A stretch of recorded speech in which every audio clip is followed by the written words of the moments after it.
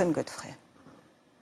L'annonce a eu l'effet d'une bombe et c'est certainement un des buts recherchés par le 132e synode de l'église protestante Maui.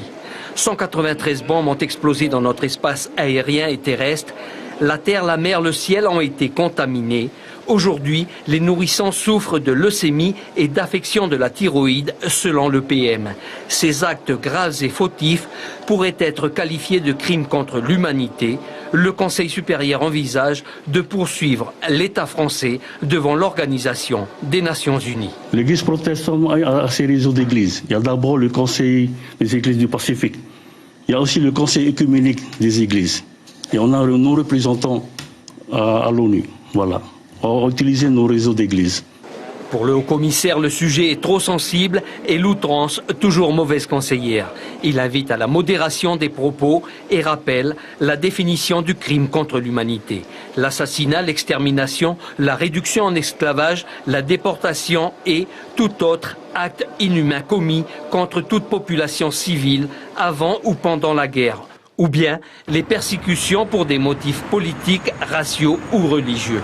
Ainsi, les tirs d'essais nucléaires en Polynésie française ne correspondent pas à cette définition et une plainte contre l'État français pour crime contre l'humanité manquerait de fondement.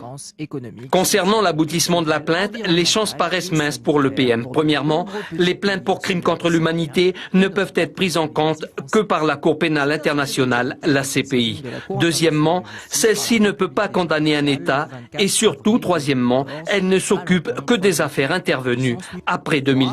La CPI ne peut s'occuper que des crimes. Il y a un intérêt très certainement politique, c'est-à-dire relayer l'information à l'Assemblée générale des Nations Unies, au procureur de la CPI, pour informer un maximum de monde.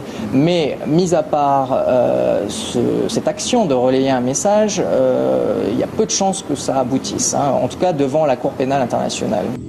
Pour l'église protestante Maui, le texte devait être prêt d'ici 2 semaines. La prochaine étape sera donc le dépôt de sa plainte devant les Nations Unies.